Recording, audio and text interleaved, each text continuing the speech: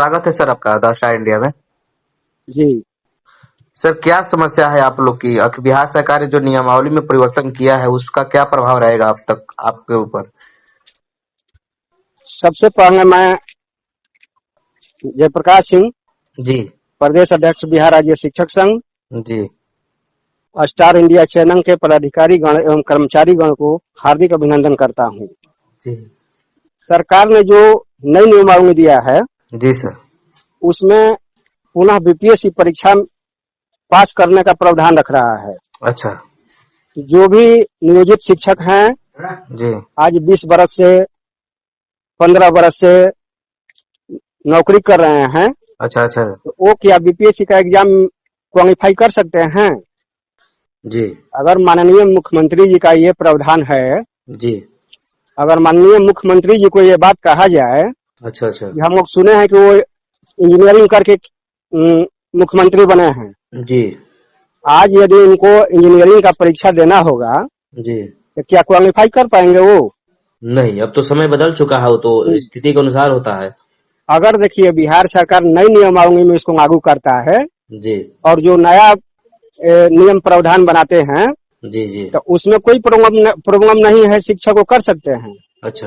लेकिन हमारे राज्य में करीब करीब 4-4.5 लाख नियोजित जो शिक्षक हैं और किसी का 15 वर्ष नौकरी बचा, किसी का 20 वर्ष नौकरी बचा जी और उसको ये कह रहे हैं कि राज्य कर्मी का दर्जा हम नहीं दे पाएंगे उनको, जी जी। तो ये कहाँ की प्रावधान है? अच्छा। हम लोग चाहेंगे यही कि बिहार सरकार शिक्षा विभाग जी 4 लाख नियोजित शिक्षकों को जी राज्य कर्मी का दर्जा प्राप्त करे, जी। उसके बाद फिर पुनः अपना नियमावली के अनुसार ये बहाल करे। न जो 3 लाख शिक्षक की बहाली की बात कर रहे हैं, जी जी। 3 लाख शिक्षक ये बहाल करें अपने नए नियम प्रावधान के अंतर्गत में। लेकिन जो पुराने नियोजित शिक्षक हैं जी जी जो 15 साल 20 साल से काम कर रहे हैं, उनको कम से कम राज्य कर्मी का दर्जा मिले। 2020 के चुनाव में जी सरकार ने अपना मैनिफेस्टो में रखा था जी और एजेंडा में रखा था कि नियोजित शिक्षक को राज्य कर्मी का दर्जा मिलेगा, पुरानी पेंशन मिलेगा जी और समान काम का समान वेतन मिलेगा। लेकिन ये सरकार ने जी जी सर आज 2023 का जो नियमावली बनाया, अच्छा, उसमें धोखाधड़ी का काम किया। जी यही बात है उसमें सर। सर एक प्रश्न मेरे पास ये है कि जैसे कि आपको नहीं लगता है कि इससे पहले जो आपको मैनिफेस्टो की बात की है, तो जो 3-3.5 लाख टीचर थे उनको सरकार इसलिए बात की कि हम परमानेंट रखेंगे या फिर राज्य कर्मचारी का ओहदा देंगे कि ताकि वो हमको वोट दे पाए, ठीक है। और वर्तमान में जो परिवर्तन कर रही है इसलिए कर रही है कि जो 2.5 लाख जो वैकेंसी निकाल रही है उसका वोट मेकअप तो उस वहां पे हो जाएगा, लेकिन अब आपके साथ क्या होगा उस बात को नहीं समझ पा रही है। क्या मैं सही हूँ? देखिए सर, सरकार की सोच है, जो भी सोच है जी वो कुछ भी सोच सकते हैं जी। लेकिन एक तरफ वोट बैलेंस करने के लिए जो नई बहाली मान लीजिए 3 लाख की कर रहे हैं, जी जी क्या उनको 3 लाख वोट का काम पड़ेगा? जो पुराने का नियोजित शिक्षक हैं जी जी तो वो 4 लाख वोट नहीं देंगे? देंगे जी वोट तो देंगे ही। जी। तो सरकार की यदि ये सोच रहेगी कि नहीं उस 4 लाख को भी हम राज्यकर्मी का दर्जा दें, समान काम समान वेतन दे, पुरानी पेंशन दे, तो 4 लाख तो वोट देगा ही जी। और उसके अलावा 3 लाख और ये देगा, तो उसमें तो वोट बैंक में बढ़ोतरी होगा ना सरकार को। जी सर, लेकिन एक प्रश्न और भी है कि इस बात को एक मिनट सरकार को ये समझ में नहीं आ रही है जी कि जो शिक्षक हैं देश के भविष्य निर्माता है जी, तो किसी का भविष्य निर्माण करते हैं। यदि शिक्षक चाह जाएंगे जी तो वोट इधर से उधर हो जाता है, जबकि सरकार को खुद पता है कि इस बार जो महागठबंधन का सरकार बना जी नियोजित शिक्षक का ही देन था और एक तरफा वोटिंग था। लेकिन इस सरकार को समझ में आ जाएगा 2024 और 25 में लोकसभा और विधानसभा चुनाव में कि शिक्षक के साथ दुर्व्यवहार करने का मतलब क्या होता है। वो तो बात है सर, लेकिन आप इस बात को जान रहे हैं ना कि जब बीपीएससी एग्जाम लगी टीचरों की तो कहीं ना कहीं क्वालिटी युक्त टीचर हमारे पास आ पाएंगे जी। तो ये अच्छा ना है, शिक्षा व्यवस्था के लिए तो अच्छी बात है कि बीपीएससी एग्जाम लेंगे एक अच्छे टीचर बहाल हो पाएंगे, क्योंकि वैसे बहुत सारे टीचर हैं सर, इस बात को आप भी समाज में देख रहे हैं कि सीटेट किसी तरीके से पास हो जा रहे हैं, उसके बाद में मेरिट लिस्ट पर वो शिक्षक बन जा रहे हैं, लेकिन पढ़ाने लायक नहीं बच पा रहे हैं। देखिए सर, उनकी बात कमी है। ये कमजोरी चाहे जो कमी है तो सरकार में कमी है ना जी।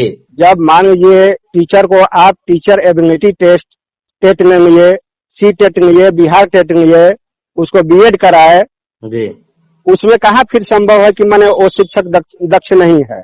जी जी वो तो पढ़ाने के दक्ष है।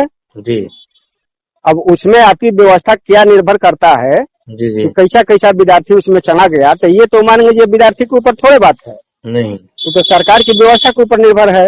जी जी लेकिन हमको ये लगता है कि इस तरह की बात नहीं है नहीं, जो आप बात कर रहे हैं। सरकार उसी व्यवस्था को सुदृढ़ और मजबूत करने के लिए तो ये नियमावली लाई है कि ताकि वैसे लोग न जा पाए जो कि मतलब कि शिक्षा व्यवस्था को धराशायी कर दे। क्योंकि देखिए सर, आप चैनल देखते होंगे तो बराबर वैसे खबर आते हैं जहां पर शिक्षक न तो प्रधानमंत्री का नाम बतला पाते हैं, न तो राष्ट्रपति का नाम बतला पाते हैं। वैसे सभी टीचर नहीं है, लेकिन एक दो टीचर मिल जाते हैं।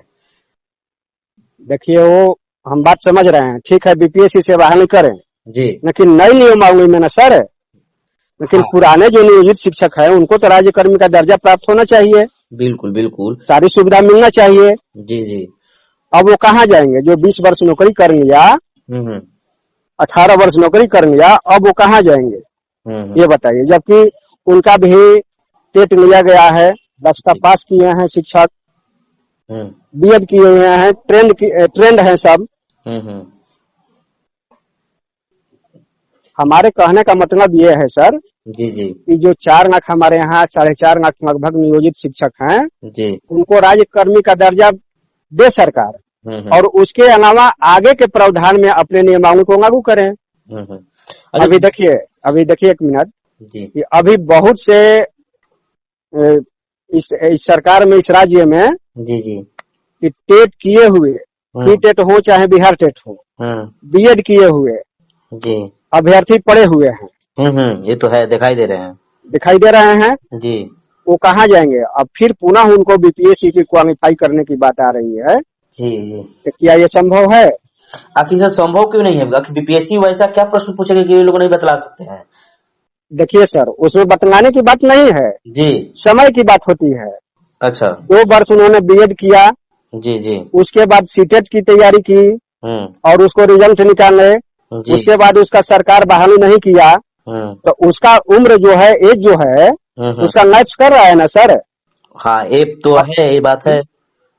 और इतना ऐसा भी बात नहीं है कि ये सरकार एकदम चटपट बहाली 3 लाख शिक्षकों को कर ही देगी। नहीं, ये सरकार चाहती है कि किसी तरह से उलझन होके और उसमें हाई कोर्ट उठ जाए और वो केस के दायरे में चला जाए। अच्छा, सरकार का मंशा यहाँ है। अच्छा अच्छा, सरकार को बहाली करने की मंशा नहीं है सर, ओ बात यहाँ पे है। अच्छा, ऐसी बात है। तो इसका आखिर प्रॉब्लम बिहार के ऊपर क्या पड़ सकता है? इसका प्रभाव क्या रहेगा आखिरकार?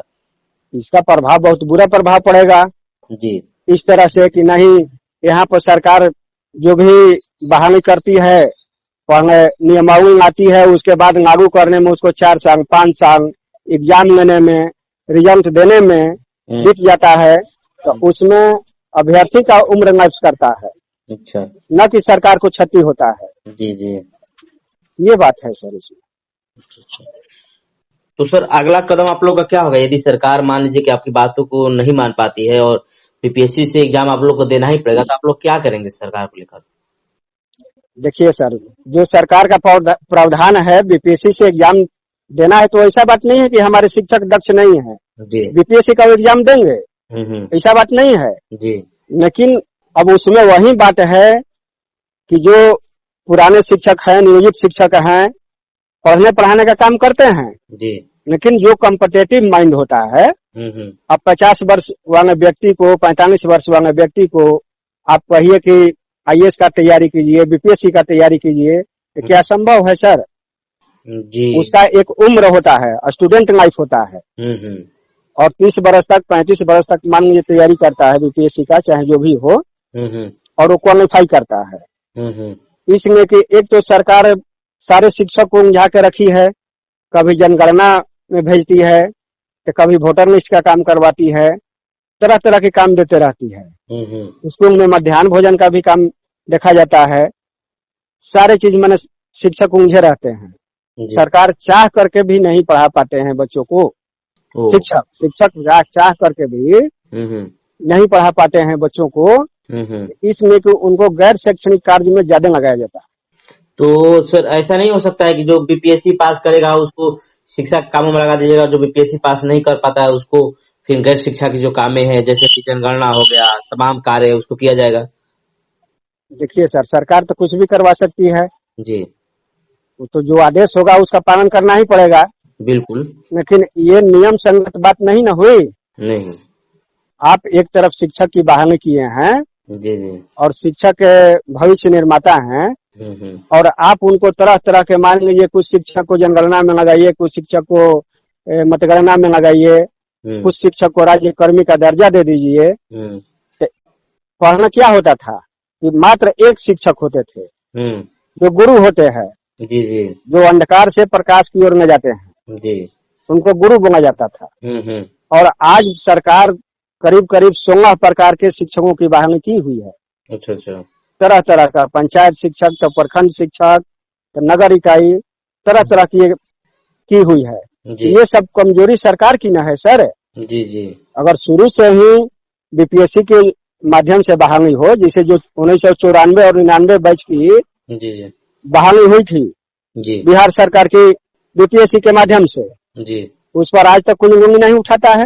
जी जी जी, तो सारी सुविधा उपलब्ध है, तो वही नियम लागू करे सरकार शुरू से ही। लेकिन जिसको बहाली कर दी है सरकार, जो नियोजित शिक्षक हैं, अब वो पुराने समय में कहाँ जा पाएंगे? न उनको पुरानी पेंशन मिल रहा है, न समान काम का समान वेतन मिल रहा है, न राज्यकर्मी का दर्जा प्राप्त हो रहा है। जी। तो इस सरकार में काम करने से उस शिक्षक को क्या फायदा हुआ? और फिर पुनः उसको गैर शैक्षणिक कार्य में लगाया जाएगा। तो क्या शैक्षणिक माहौल जो है, शैक्षणिक व्यवस्था है, वो व्यवधान उत्पन्न नहीं होगा उसमें? जी। 3 लाख बहाली कर देने से शिक्षक की क्या पूरे शिक्षक की कमियां दूर हो जाएंगी? नहीं हो पाएगी, नहीं हो। तो बात है नहीं जी। अभी अगर आप देखिएगा सारे विद्यालय का जांच करके, या धरातल का स्थिति यही है जी कि प्राइमरी में वर्ग 5 तक क्लास चलता है। अच्छा। लेकिन कहीं कहीं का बहुत जगह माने परसेंटेज वैसा है कि शिक्षक 1 है, 2 हैं, इस तरह की स्थिति बनी हुई है। अच्छा अच्छा। मिडिल स्कूल है जो 8 क्लास तक चलता है, और वहाँ शिक्षक 4 हैं, 5 हैं, 3 हैं, इस तरह की स्थिति बनी हुई है। जबकि क्लास वाइज जी माने वर्ग सापेक्ष होना चाहिए। बिल्कुल बिल्कुल। जितना वर्ग है उतना शिक्षक की बहाली होना चाहिए। ये तो देखा जा रहा है सर, प्रत्येक स्कूलों में देखा जाए तो कहीं ना कहीं शिक्षकों की संख्या तो कम दिखाई देती है।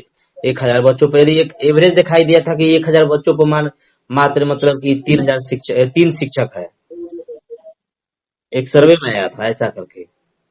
वो आपकी बात सही है सर जी, लेकिन वो वर्ग के अनुसार नहीं न हुआ। नहीं, वर्ग के वो अनुसार तो संख्या के अनुसार हुआ। संख्या के अनुसार हुआ जी। यदि मान लीजिए हमारे पास 5 ही बच्चे हैं जी, और 5वें वर्ग के हैं, और मान लीजिए फिर तीसरा वर्ग के हैं, चौथा वर्ग के हैं जी, तो उसको तो ग्रुप में न तब पढ़ाया जाएगा, क्लास वाइज तो नहीं न हुआ। नहीं हुआ जी। वर्ग सापेक्ष दक्षता उसको नहीं न प्राप्त हुआ, नहीं, वो तो संख्या के आधार पर हो गया। बिल्कुल बिल्कुल। एक तरफ से तो उसको माने कि बच्चों को रोकने का साधन हो गया नो। और जो एक वर्ग के बच्चों को एक शिक्षक पढ़ाएंगे तो उसमें ये होता है कि उसको अच्छा ढंग से क्लास वाइज और वर्ग सापेक्ष दक्षता प्राप्त होता है। बिल्कुल बिल्कुल बिल्कुल सही आपकी बात जी। तो बहुत बहुत धन्यवाद सर हमारे साथ जुड़ने के लिए। जी जी जी, ओके सर, नमस्कार।